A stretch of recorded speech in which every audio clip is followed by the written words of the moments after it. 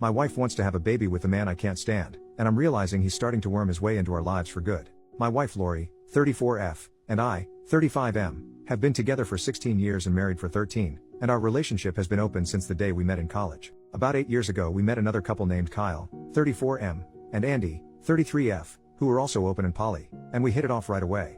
In 2012 Andy got pregnant, and after a bit of math, we realized that I was probably the father. After discussing our future, we had a commitment ceremony in July 2012 and have all been a family ever since. When that occurred, Andy already had one baby with Kyle, and Lori had two by me. On the periphery of all this was Joseph, 34M. Joseph and Kyle have been friends since college, and Joseph, Kyle and Andy have had an intermittent intimate relationship since then. There was never anything serious there, but he was a regular third man in their threesomes. After the commitment ceremony, Joseph occasionally joined all of us for bedroom fun, but it was again an intermittent thing, and nothing serious. So it wasn't a huge surprise when Andy's baby turned out to be Joseph's and not mine. It was still a surprise, but it wasn't a problem. The baby was welcomed into our family, and Joseph became a more regular guest in our home. About a year after the baby was born, a few things happened that seriously changed things. First, both Andy and Lori got pregnant again. As we'd later learn, Andy's baby really was mine this time around, and Lori's baby is Kyle's.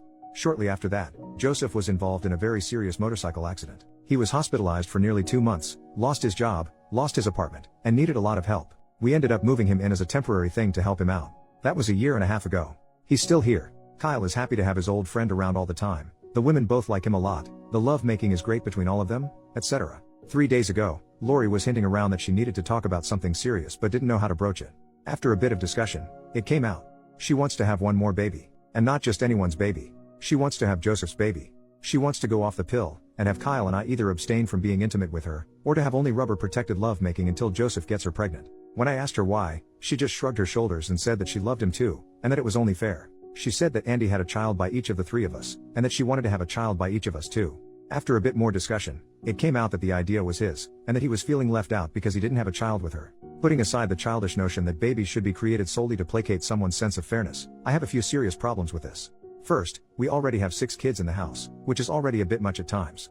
I thought we were all done having kids, and I'm not sure I really want any more. Second, there is no commitment to Joseph. Where the rest of us have gone through a commitment ceremony to join ourselves to each other, he hasn't. But the biggest is also the simplest. I don't really like the guy. Never have. He's got this odd vibe and has always struck me as a bit untrustworthy. He honestly reminds me of a shady used car salesman. He also drinks too much, is a bit of a bigot, and has a personality that I find grating. I didn't object to him hanging around now and then because he was Kyle's friend, and I didn't have a problem with the lovemaking because it was just lovemaking and I understood the history of their relationship, but now I'm wishing that I had. To be honest, I've long hoped that he'd meet someone who wasn't into polyamory, just to get him out of our intimate lives and relationship. When he moved in after the accident, I kept my mouth shut because they were just trying to be helpful, and the discussions about his long-term plans have always alluded to the idea that he'd be moving out again someday. When he'd really annoy me, I'd tell myself that it was just temporary. Now I'm facing the possibility that this guy is going to be around forever. Kyle and Andy love the idea and think that Lori having Joseph's baby is romantic. Lori is looking to cement some kind of bond to him. I, on the other hand, seem to get angrier and angrier every time I see him. Almost violently angry. I want to chase this guy out of our home and never let him in again. I want to punch him square in his smug face. I temporarily tolerated someone that I disliked because I wanted to be generous and helpful, and because he's the father of one of Andy's children.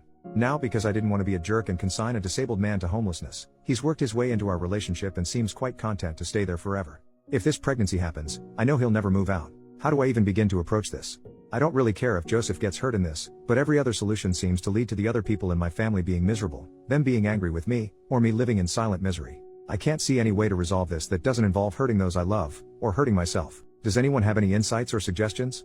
I don't want to lose this wonderful family that we've built, but every route I see seems to do it harm. What do you do when every other member of your family wants to include a new person into the family, and you don't? Edit. Thank you everyone for your responses. Your comments have been helpful. Time for me to head home for the day, so I won't be responding any longer. I'll have to think through some of these suggestions and figure out how to proceed, but I will absolutely speak up and let everyone know my feelings. It may be too late, and the damage may be unavoidable, but it has to happen. Edit number 2. After I got home, I told Lori that we needed to talk and that we needed to seriously discuss some things before there was any more talk about babies. I told Andy and Kyle that we needed to have a meeting in the morning to discuss Joseph, but didn't want to go into it tonight because he and all the kids were home. They figured out really quickly that I'm not happy with things, and we'll hash it out tomorrow after Joseph heads off to his morning rehab visit and the older kids head off to school. First update, the next day. Wow, where to begin? We had the discussion this morning, and it went about as poorly as expected. I began by clearing the air about my feelings for Joseph. I reminded everyone that he and I have never got along, and that I've always viewed his presence in our home as a temporary thing. I told them all that I still view it as a temporary thing, and that I can't support any moves to make his presence in our home more permanent. That's when Kyle and Andy dropped a bombshell. Following Lori's announcement a few days ago, they'd been talking about asking Joseph to join our family formally through a commitment ceremony, to make him a permanent part of our household. They were apparently going to bring it up with me today. I reminded them that, as part of our original commitment, we'd agreed that any additions to our family had to be done unanimously, and made it very clear that I'd never agree to that. My statement led to a huge argument, which included them calling me selfish and the statement that the three of them could hold a commitment ceremony without me. I didn't want to go there, but I shut that down by saying, understand that, if you do that, you're not talking about adding someone new to the family. You're talking about replacing me with him. I can't stay in a family that would hurt and disrespect me that way. That led to even more arguing that didn't have any real conclusion. That's when I turned to Lori. I told her that I loved her, and that it broke my heart that she wanted to have a child with someone I couldn't stand. I also told her that I found it offensive that he'd ask her to have a child to placate his own ego, but that I thought the request was fairly consistent with his lack of character. I reminded her that a child is not an object to be traded for affection or love, and that they should only be created as an expression of that love. I told her, without any hesitation, that having a child with Joseph would irrevocably change our relationship and drive a wedge between us. She would be choosing his happiness over mine, and that's how relationships end. She was crying the whole time, and when I was done she called me selfish and mean. She told me that she loved us both, and that she wouldn't choose between us.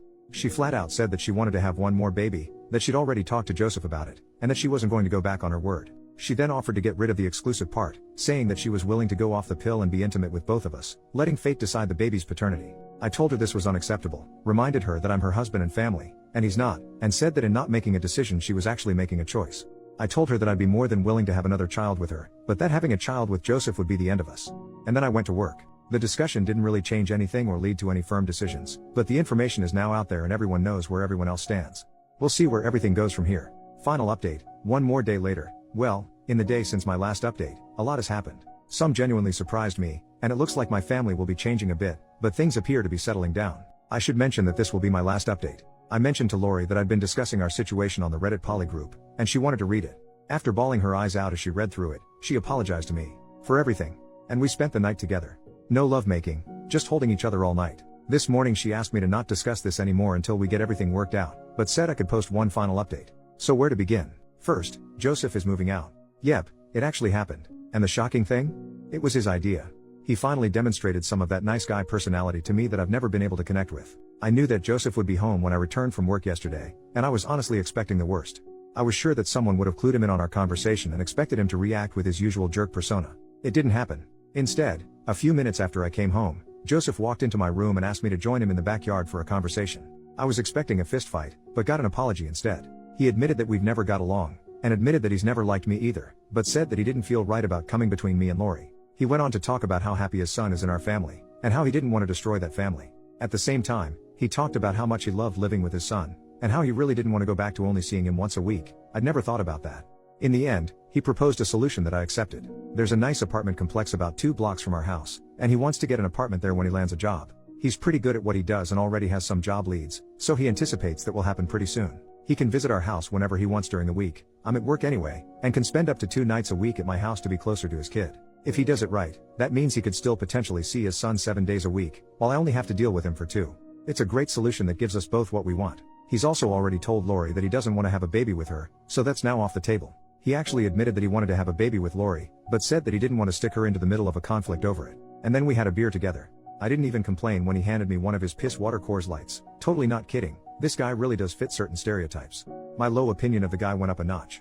As for Lori, she was a tearful mess for most of the day apparently, and Joseph taking the baby off the table was fairly devastating for her. After I got home and we talked a bit, she unloaded her soul and let me know just how much she wants another baby, and how much it hurt her that neither Kyle or myself want one with her. And then she felt even more hurt when neither of us even clued in on her level of hurt over it. After several hours of talking, we came to an agreement. We're going to have one more baby, but we'll wait another year for it.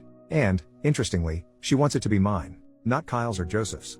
Kyle apparently doesn't have a problem with that at all. So, what about her relationship with Joseph? Well, here's where polyamory and open relationships can get complicated. The commitment ceremony is off the table, but she still wants to date him and have some sort of a relationship with him.